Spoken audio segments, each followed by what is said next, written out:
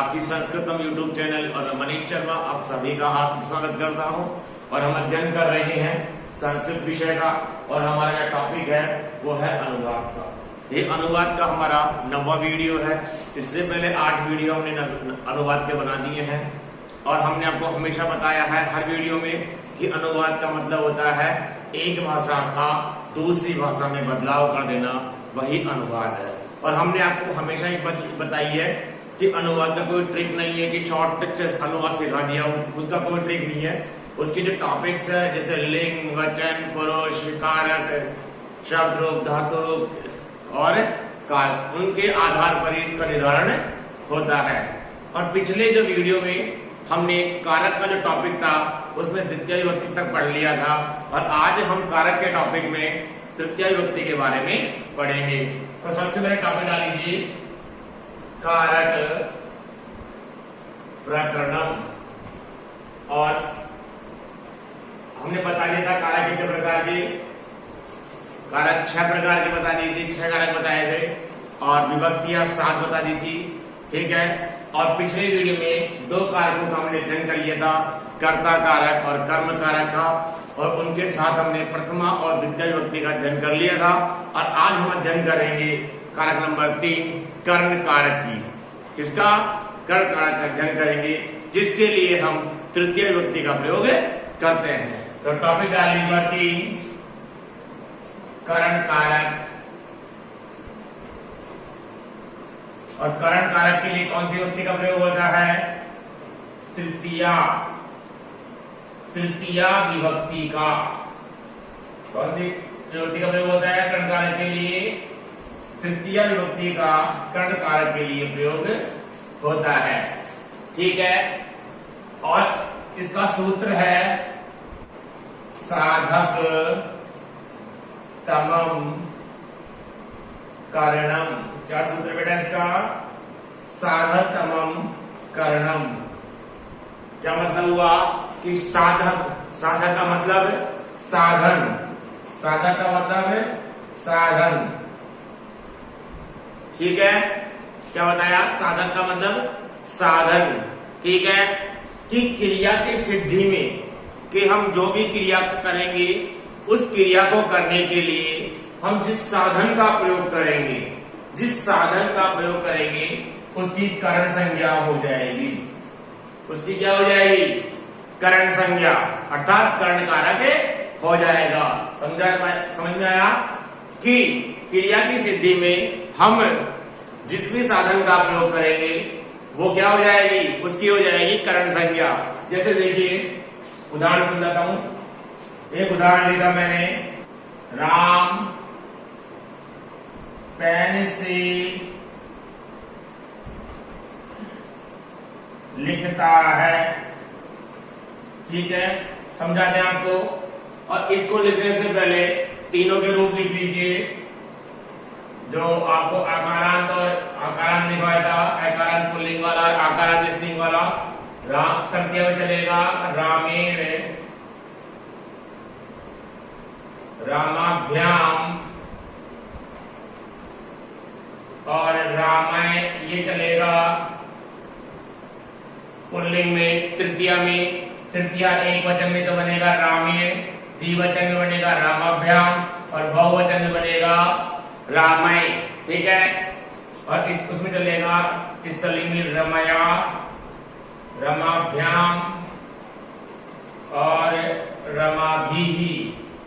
क्या बनेगा? रमाभिहि, ठीक है। पुल्लिंग में रामेण एक वचन में, द्विवचन में रामाभ्याम और बहुवचन में रामय। वैसे स्त्रीलिंग में चलेगा रमा, रमया, रमाभ्याम, रमाभि। और हमने बता दिया था कि तृतीया से लेकर सप्तमी तक के जितने भी नपुंसक लिंग के रूप होंगे वो पुल्लिंग की तरह ही चलेंगे। तो ठीक है, अब आ जाइए सेंटेंस की तरफ वापस। हमने कहा कि जिस साधन का प्रयोग होगा क्रिया की सिद्धि में उस साधन की तृतीया हो जाएगी, ठीक है। अब लिखा राम क्या कर रहा है? राम क्या कर रहा है? लिख रहा है। राम लिखने की क्रिया कर रहा है, ठीक है ना। क्या कर रहा है? राम लिखने की क्रिया कर रहा है। राम कौन है? राम है कर्ता, और लिखना क्या है? क्रिया। लिखना है क्रिया। अब राम क्या कर रहा है? कर्ता क्या कर रहा है? कर्ता कौन सी क्रिया कर रहा है? लिखने की क्रिया कर रहा है। अब साधन कौन सा है उसके लिए? पेन। साधन क्या है लिखने के लिए? किस साधन का प्रयोग करेंगे? पेन का। जैसे मैं मार्कर लिख रहा हूं, तो ये लिखने के लिए मैं कौन सा साधन का प्रयोग कर रहा हूं? मार्कर का कर रहा हूं, पेन का प्रयोग कर रहा हूं। ये भी पेन ही एक तरह का, ठीक है। तो उसमें क्या होगा? उसकी तृतीया हो जाएगी, अर्थात कर्ण संज्ञा हो जाएगी। और कर्ण संज्ञा होता है तो तृतीया अपने आप हो जाएगी। अब तृतीया में एक वचन में क्या बनेगा? पेन एक ही है तो रामेण बन रहा है। लेकिन पेन के लिए क्या शब्द लिखते हैं हम? कलम शब्द। पेन के लिए क्या लिखते हैं हम? कलम शब्द। तब इसके सेंटेंस को बनाएंगे, तब कर्ता तो रह जाएगा, कर्ता में राम है, ऐसे भी रह जाएगा राम। और इसी के अनुसार क्रिया का निर्धारण हमने पहले बता दिया था कि वाक्य में जिस पद में प्रथमा होगी उसी पद के अनुसार क्रिया का निर्धारण हो जाएगा। लिख धातु से बनेगा लिखती, एक वचन का करता है तो क्रिया भी एक वचन की, राम लिखती। और पेन से लिखता है तो कलम शब्द आ जाएगा, कलम आ गया। और क्या बन रहा है तृतीया में? कल। रामेण तो क्या बन जाएगा? कलमेन। क्या बन जाएगा? कलमेन। और इस नय का और इस नय का भी कंफ्यूजन हमने शब्द रूप में दूर कर दिया था कि निर्णय कहाँ होता है और नय कहाँ होता है, ठीक है। इसका एक बार फिर से बता देते कि यदि पद के अंदर र, री, श, अगर ये तीन अक्षर आपके शब्द में है, ठीक है, तो जो आपको न है उसको न आदेश हो जाएगा। अब देखिए रामेण में रह आ रहा है ना, तो जो न जो है उसका क्या हो गया? वहां पे अण हो गया, ठीक है। और ये तीनों शब्द इसके अंदर नहीं है कलमेन में, तो क्या हो जाएगा? न का न ही रह जाएगा। ये विशेष रूप से आप ध्यान रखना, ठीक है। चलिए चलते हैं आगे, इसकी डेफिनेशन लिखते हैं हिंदी में।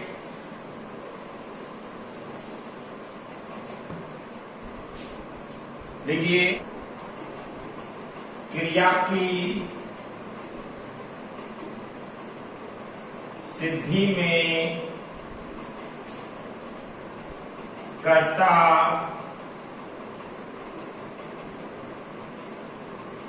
जिस साधन का सर्वाधिक प्रयोग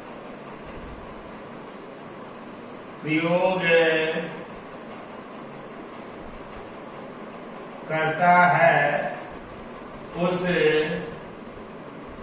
साधन की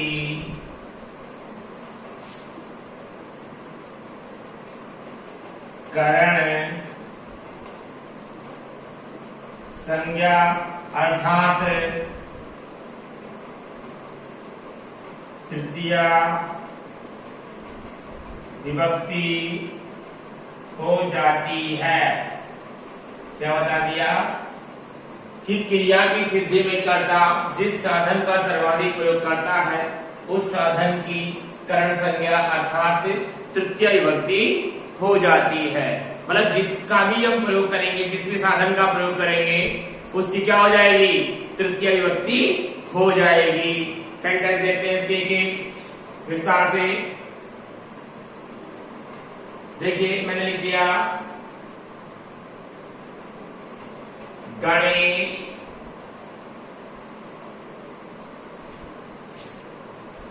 बस से जाता है। क्या लिखा? गणेश बस से जाता है, ठीक है। अब कर्ता कौन हुआ? गणेश हो गया। और क्रिया, जाने की क्रिया में किस साधन का प्रयोग कर रहा है? बस का प्रयोग कर रहा है। आपको एक बात बता दूं कि जितने भी आपके साधन होंगे, यातायात के साधन होंगे, जैसे बस, कार, रेल, वायुयान, जितने भी साधन होंगे, उन सब के आगे आपको जो आपका संस्कृत बनाओगे तो उसके आगे जो ओरिजिनल शब्द है, जैसे बस है, कार है, ठीक है, ठीक है, ये सब चीजें हैं, उन सब के आगे संस्कृत बनाते समय आपको यान लगा देना है। जैसे बस है, कार है, रेल है, तो क्या लगा देंगे उसके आगे? यान। उसके आगे हम यान शब्द लगा देंगे तो संस्कृत शब्द बन जाएगा। ठीक है, तो कंफ्यूजन क्लियर कि किसी साधन के आगे कोई यातायात का साधन है तो उसके आगे क्या लगा देंगे? हम यान लगा देंगे। ठीक है, तो क्या दिया? गणेश बस से जाता है। ठीक है, अब गणेश की प्रतिमा तो बन जाएगा गणेश है। ठीक है, जाने के लिए गच्छ धातु सिंह एक वचन है, गच्छति। गणेश है, गच्छति। देखो, जब कोई सेंटेंस बनाते हो तो कर्ता के साथ में क्रिया को कर लो। क्रिया को करते ही आपका सेंटेंस आधा तो पूरा हो जाएगा, फिर बाद में आपको विभक्ति लगानी है जो आप डेफिनेशन को समझकर आसानी से लगा सकते हैं। अब बस आ गया, बस के आगे मैंने लिख यान। ठीक है, अब हमारा नियम क्या कहा कि एन उसके साथ में लग जाएगा। क्या लग जाएगा शब्द के साथ में? देखो, राम प्लस एन रामेण बनाना, वैसे बस यान प्लस एन बस यानेन क्या बन जाएगा? बस यानेन। तो एक ही मात्रा इधर, तो क्या बन गया कि गणेश है, बस यानेन गच्छति। गणेश बस यान से जाता है। कोई दिक्कत आया समझ में? कि आपको क्या करना है? क्रिया की सिद्धि में जो भी साधन होगा उस साधन की कर्ण संज्ञा कर देनी है, अर्थात तृतीय विभक्ति कर देनी है। चलिए आगे। राम पेन से लिखता है।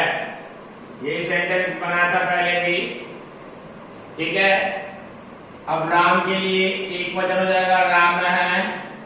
क्रिया लिख लीजिए, लिखती। राम है, लिखती। ठीक है, और पेन के लिए कलम के साथ में एन जोड़ देंगे, कलमीन लिखती। राम है, कलमीन लिखती। राम पेन से लिखता है। ठीक है, कोई दिक्कत? एक को लिख लीजिए, राधा जल से मुख धोती है। मुख धोती है। आप जाते हो ना, कभी शादी में जाते हो, सुबह सुबह नहाते हो तो मुंह धोते हो ना अपना जल से। तो राधा कर्ता हो गई, राधा। अब धोने के लिए, मुख को धोने के लिए क्या किया जा रहा है? मुख को धोने के लिए किस साधन का प्रयोग किया जा रहा है? जल का प्रयोग किया जा रहा है। ठीक है, तो जल में तृतीया हो जाएगी। ठीक है, राधा के अकॉर्डिंग क्रिया का निधारण धोने के लिए धातु रखी प्रक्षालयति। प्रक्षालयति। आपको सब चीजें करवा दी जाएगी, यहाँ पे कंफ्यूजन नहीं होना है। राम की तरह बढ़ जाएगी, सॉरी पढ़ा बढ़ जाएगी। प्रक्षालयति, प्रक्षालयत है, प्रक्षालयन्ति ही, प्रक्षालयसि ही, प्रक्षालयत है, प्रक्षालयत, प्रक्षालयामि, प्रक्षालयावः, प्रक्षालयामः। ऐसी चीज बन जाएगी सारी धातु। ठीक है, अब किससे होती है? जल से। तो जल में क्या मिला देंगे? एन, जलेन। ठीक है, अब देखो यहाँ पे कर्म कारक भी हो जाएगा। धोने की क्रिया में सर्वाधिक किसको चाहिए? मुख को, तो मुख में द्वितीया कर देंगे। ठीक है, राधा जले मुखम प्रक्षालयति, क्योंकि ये वाली चीज तो मैंने आपको पहले बता दी कि क्रिया की सिद्धि में जिसको सर्वाधिक चाहेगा, तो धोने की क्रिया में सर्वाधिक किसको जा रही है? मुख को जा रही है, तो मुख में द्वितीया कर देंगे और जिस साधन का प्रयोग करेंगे उसकी तृतीया कर देंगे। ठीक है, हो गया। अब ये लिखिए, फिर आगे चलते हैं तृतीय विभक्ति, तृतीया की उपपद की तरफ चलते हैं। ये थी पद वाली, अब उपपद वाली तरफ चलते हैं।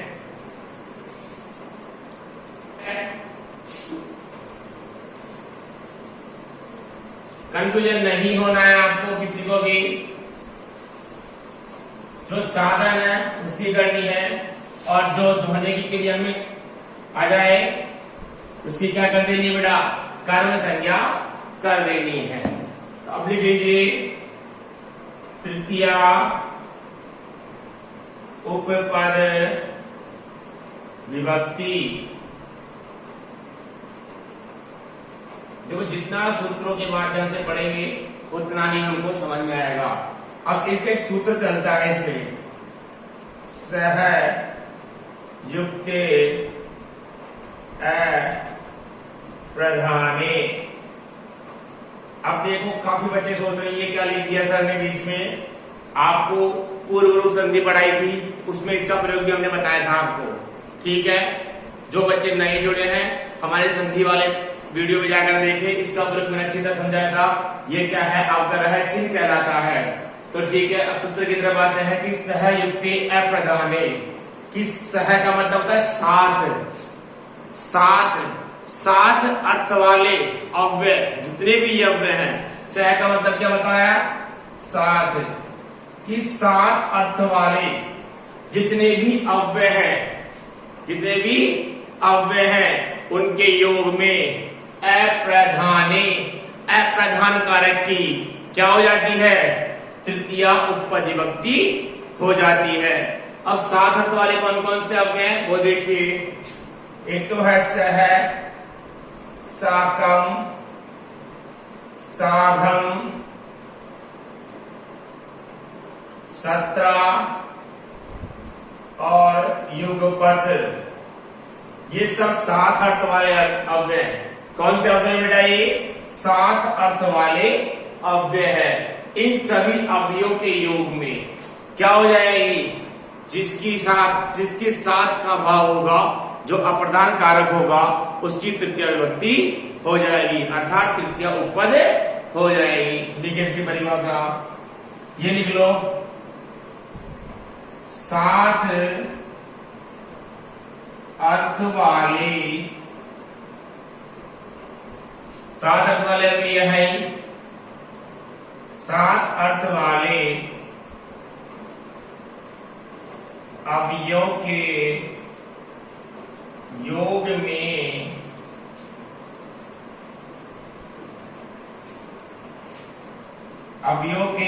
में अप्रधान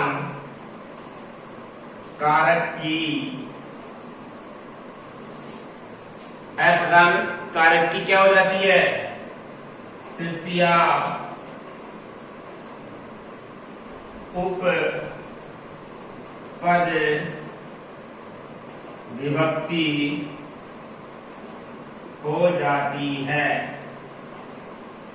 क्या लिख दिया कि सात अर्थ वाले अव्यय ये है सारे, सह, साकम, साधम, सत्रा, युगपद, सभी सात अर्थ वाले अव्यय हैं। इन सभी अवयवों के योग में अप्रधान कारक की तृतीया उपपद विभक्ति हो जाती है। जो अभी अप्रधान कारक होगा ब्रैकेट में लिख लीजिए, अर्थात जिस पद के साथ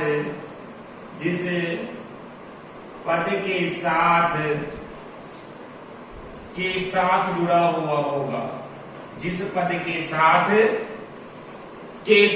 ये जुड़ा हुआ होगा, जिसके साथ जुड़ा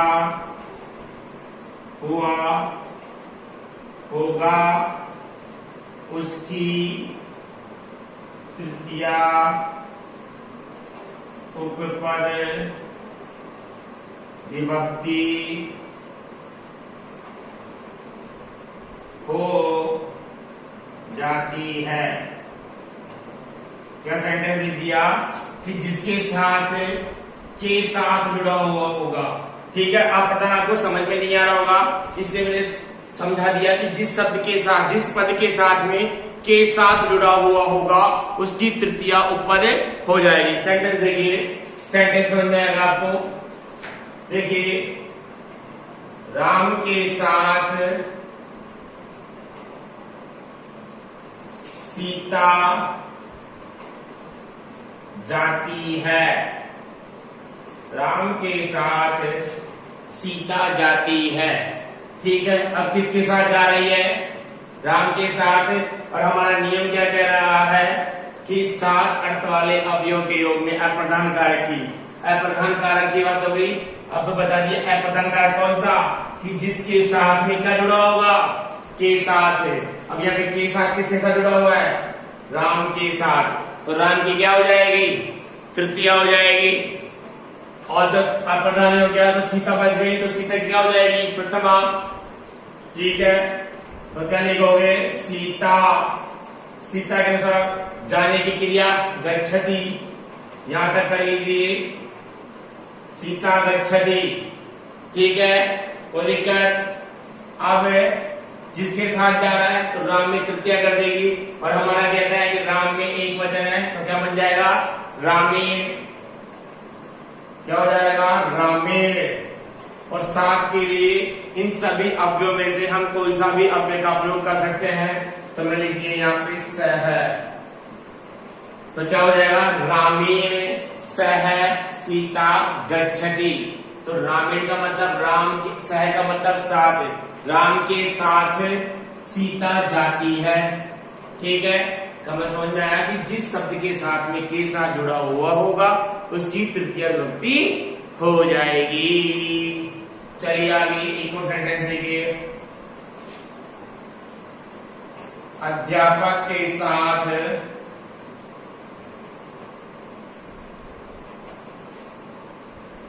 छात्र, पूरा सेंटेंस घुमाऊंगा, देखो मैं जाएंगे। ठीक है, सेंटेंस क्या बना, अध्यापक के साथ छात्र जाएंगे। अब किसके साथ जुड़ा हुआ है, अध्यापक के साथ, तो अध्यापक क्या हो जाएगा, अप्रधान कारक, अर्थात अध्यापक की क्या हो जाएगी, तृतीया हो जाएगी। लेकिन आगे क्या है, छात्र जाएंगे। अब जाएंगे हो गया पहली बात, तो कौन से काल का वाक्य हो गया, भविष्य काल का वाक्य हो जाएगा। ठीक है, और छात्र जाए बहुत सारे हो गए, तो बहुवचन का हो जाएगा। ठीक है, इसको बताएंगे, अध्यापक में तृतीया कर देंगे, तो अध्यापक एन जोड़ देंगे अध्यापक में, तो अध्यापकेन, साथ के लिए सह अव्यय का प्रयोग, सह, छात्र जाएंगे भविष्य काल का वाक्य है और बहुवचन का वाक्य है, तो कैसे लिखोगे, छात्राः, राम है रामो रामाः, छात्र है छात्रौ छात्राः। ठीक है, अब जाएंगे के लिए उन्होंने बताया था गमिष्यति, गमिष्यत, गमिष्यन्ति, बहुवचन का है, तो क्या बन जाएगा, गमिष्यन्ति। फिर से बता दूं कि वाक्य में क्रिया का निर्धारण प्रथमा विभक्ति वाले पद के अनुसार ही होता है। आप इनमें से कोई सा भी अव्यय का प्रयोग कर सकते हैं, जैसे मैंने यहाँ पे सह लगा दिया, तो मैं सह नहीं लगा रहा, यहाँ में 17 लगा दिया, तो मतलब ये सह के पर्यायवाची है, सारे आपस में एक दूसरे के पर्यायवाची हैं। आप इनको कोई सा भी इसमें लगा सकते हैं। ठीक है, एक और सेंटेंस लिखते हैं, फिर आगे चलेंगे। देखिए, सीता के साथ उर्मिला खेलती है, सीता के साथ उर्मिला खेलती है, कोई दिक्कत। अब सीता आ गया, सीता के साथ क्या जुड़ा हुआ है, के साथ जुड़ा हुआ है ना, तो ये अप्रधान कारक हो गया, तो सीता की तृतीया। अब सीता के जुड़ता है रमा की तरह, तो रमया, तो कैसे बन जाएगा, सीतया, साथ के लिए। अब मैं जैसे युगपद का प्रयोग करूंगा, सीतया युगपद। अब आगे क्या आ रहा है, उर्मिला में प्रथमा हो जाएगी, और एडजेक्टिव लिखते हैं स्त्रीलिंग में, उर्मिला, सीतया युगपद उर्मिला, खेलती के लिए किड धातु। ठीक है, तो क्या बन जाएगा, किडती। सेंटेंस क्या बन गया, किडती, सीतया युगपद उर्मिला किडती, सीता के साथ उर्मिला खेलती है। ठीक है, इसी के साथ इसको उतार लीजिए और यहाँ पे कंप्लीट हो जाएगा। सीधे सीधा ध्यान रखना है, 7 अर्थ वाले अवयव के योग में चाहे सह आ जाए, साथम आ जाए, सार्धम आ जाए, सत्र आ जाए, युगपद आ जाए, इन सभी के योग में क्या हो जाएगा, अप्रधान कारक की तृतीया उपपद विभक्ति हो जाएगी। इसका विशेष रूप से आप ध्यान रखना। लिख लीजिए, फिर आगे चलते हैं दूसरे सूत्र की तरफ।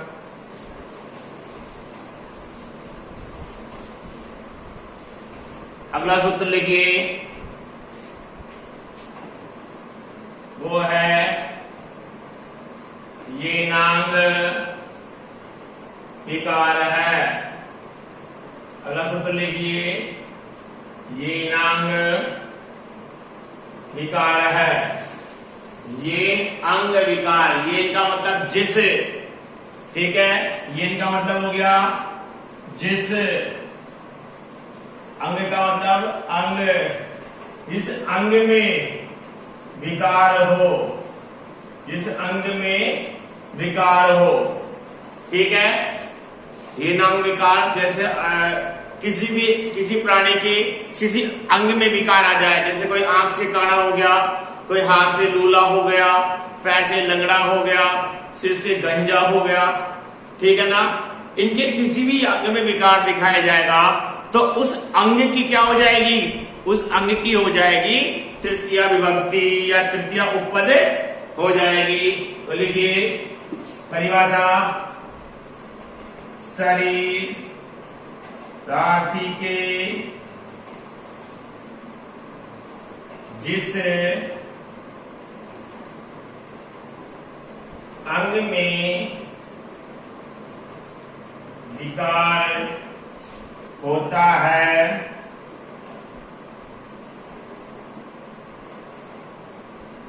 उस अंग की तृतीय विभक्ति हो जाती है। मतलब जिस अंग में विकार दिखाया जाएगा उस अंग की क्या हो जाएगी, उस अंग की तृतीय विभक्ति हो जाएगी। जैसे वह आंख से काना है, ठीक है, लिख दिया। अब मैंने क्या बताया कि शरीर आकृति अर्थात शरीर धारण करने वाले के जिस अंग में विकार है, तो यहाँ पे अंग की तृतीय होगी। तो अब किस अंग में विकार है, काने का आंख में विकार है, तो आंख की तृतीय हो जाएगी। तो मेरे पास सह, वह के लिए सह, आंख से, आंख के लिए नेत्र शब्द आता है और नियम के अनुसार आगे ये लग जाएगा नेत्रेण, ठीक है। अब काने के लिए कान है शब्द आता है, नेत्रेण कान है, और है के लिए अस्थि हमने पहले बता दिया था, एक वचन में अस्थि का प्रयोग होता है। स नेत्रेण कान है अस्थि, ठीक है। अब मैं लिख दिया कि वह आंखों से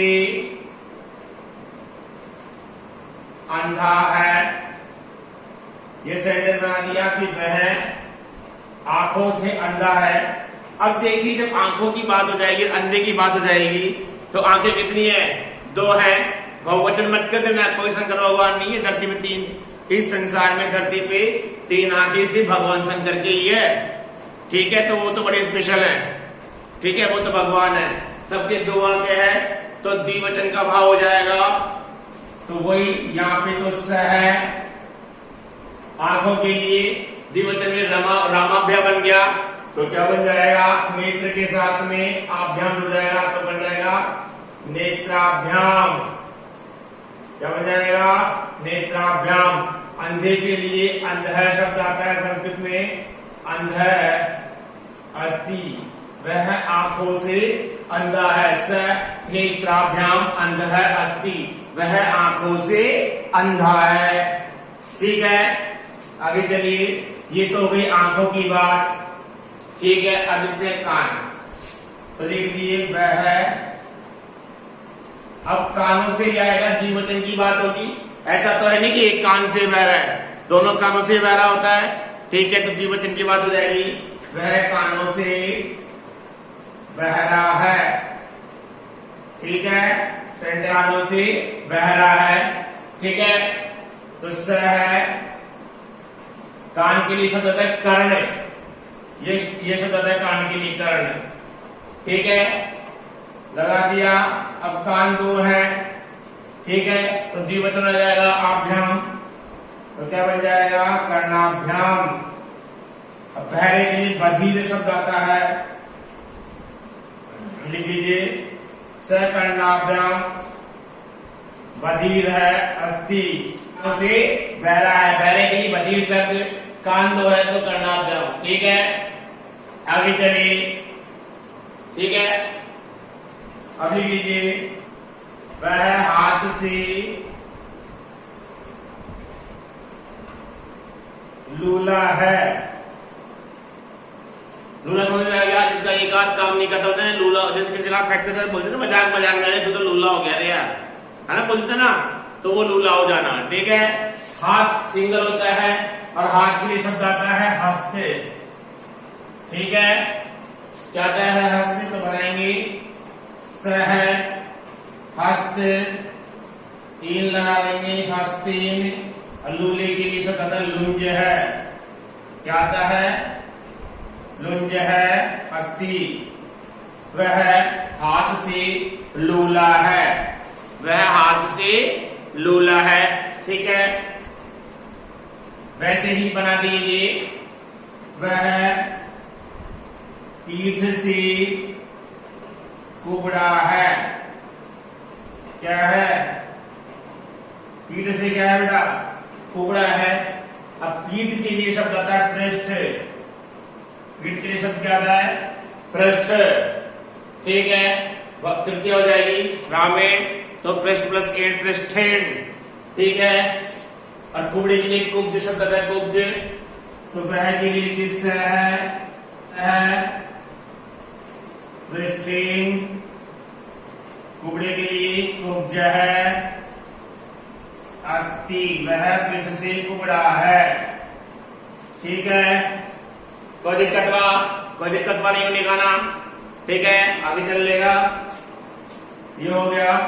अब लाल सिर से गंजा, सॉरी सिर से गंजा होना, तो लिख लीजिए, वह सिर से गंजा है। ठीक है, सिर के लिए संस्कृत में हम ये लिखते हैं शिर, ये वाला संजम वाला शर लिख देंगे और इससे तृतीय बनेगी, तो इसमें अलग रूप मिलता है, तो सिर से सिरसा बनता है इसमें। ठीक है, सिरसा। और गंजे के लिए खलवाट शब्द होता है, खलवाट, क्या शब्द आता है, खलवाट है अस्ति। ठीक है, सह सिरसा खलवाट है अस्ति। ठीक है, वह सिर से गंजा है। एक और सेंटेंस दीजिए लास्ट वाला, वह मुख से गूंगा है, ये बना, वह मुख से गूंगा है, तो वह के लिए आ जाएगा सह, मुख के लिए मुखीन शब्द आ जाएगा, और गूंगे के लिए मूक है शब्द, मुखीन मूक है अस्ति, वह मुख से गूंगा है। ठीक है, कोई दिक्कत, सह मुखीन मूक है अस्ति, वह मुख से गूंगा है, ये सेंटेंस। तो इसमें हमने सीखा या बताया हमने आपको कि क्या सिखाया, क्या बताया कि शरीर धारण करने वाले के जिस अंग में विकार दिखाया जाएगा उस अंग की तृतीय विभक्ति हो जाएगी। ठीक है, लिखिए, फिर आगे चलते हैं, लास्ट वाला देखेंगे। क्या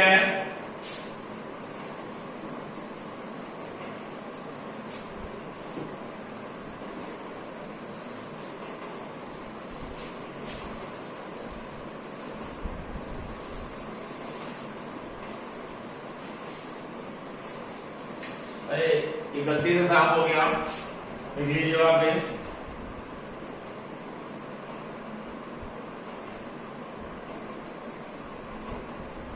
अब देखिए, अंतिम एक अव्यय चलता है, अव्यय अलम अव्यय। कौन सा अव्यय चलता है, अलम अव्यय। इसके दो अर्थ होते हैं। अलम के कितने अर्थ होते हैं बेटा, दो अर्थ होते हैं। ठीक है, अलम के कितने अर्थ होते हैं? दो। एक तो होता है मना करना, एक तो होता है मना करना, इसको बोलेंगे निषेध, निषेधार्थक अर्थात निषेध अर्थ वाला। ठीक है, निषेध का मतलब क्या होता है? मना करना। ठीक है, लिखते हो स्टेशन में धूम्रपान निषेध है, अर्थात धूम्रपान पीना मना है, धूम्रपान करना मना है। लिखते हो ना, रेलवे स्टेशन में देखते हो या किसी सार्वजनिक स्थल में देखते हो। एक होता है पर्याप्ति, कितने अर्थ होते हैं अलम के? दो अर्थ, एक तो मना करना निषेधार्थक वाला और एक होता है पर्याप्ति। इसमें से जब मना करने का भाव होगा अलम का अर्थ, मना करने का भाव होता है जब तो हो जाती है तृतीय विभक्ति। ठीक है, क्या कि अलम का अर्थ अगर मना करना है तो हो जाएगी तृतीय विभक्ति, और अलम का अर्थ है पर्याप्ति तो हो जाएगी चतुर्थी विभक्ति। आगे समझ में? तो कहने का मतलब ये हुआ कि अलम के दो अर्थ, एक है मना करना, ठीक है, निषेधार्थक, मना करने का भाव हुआ तो तृतीय और पर्याप्ति का भाव हुआ तो चतुर्थी। तो पहले हम इस वाली विभक्ति, क्योंकि हम तृतीय पढ़ रहे हैं तो हम मना करने वाला ही देखेंगे। ठीक है, और पर्याप्ति जब अगली विभक्ति पढ़ेंगे चतुर्थी तब पढ़ेंगे। तो लिख लीजिए अलम, लिख लीजिए अलम,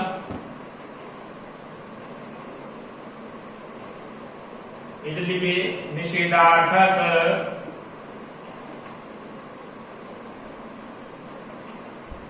मना करना, ब्रैकेट में लीजिए,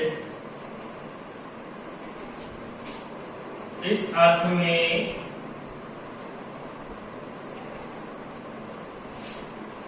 जिसके लिए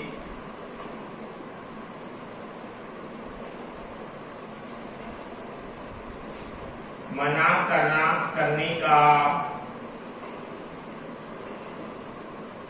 भाव हो उसकी तृतीया उपपद विभक्ति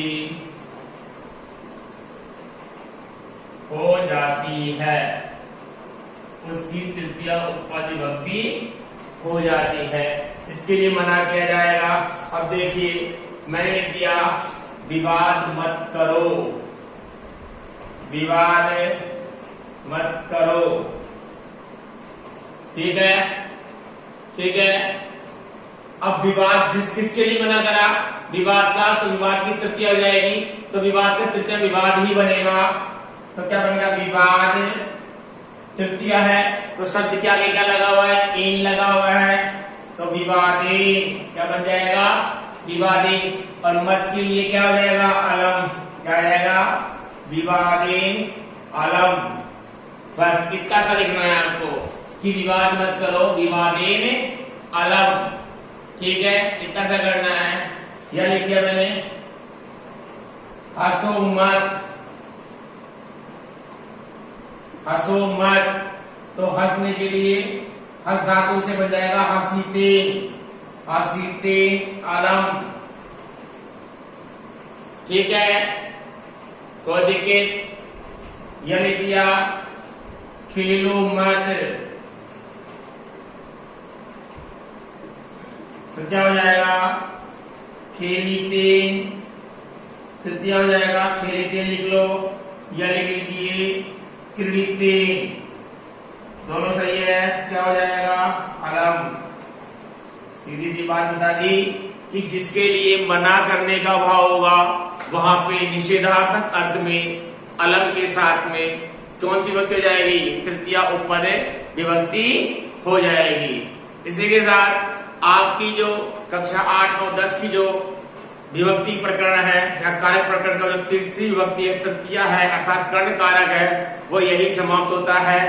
ठीक है, यदि हमारा पढ़ाया और समझ में आया हो तो हमारे वीडियो को लाइक करें, शेयर करें, सब्सक्राइब करें, जिससे हमारे आने वाले वीडियो की नोटिफिकेशन आपके पास जल्द से जल्द पहुंच जाएंगे।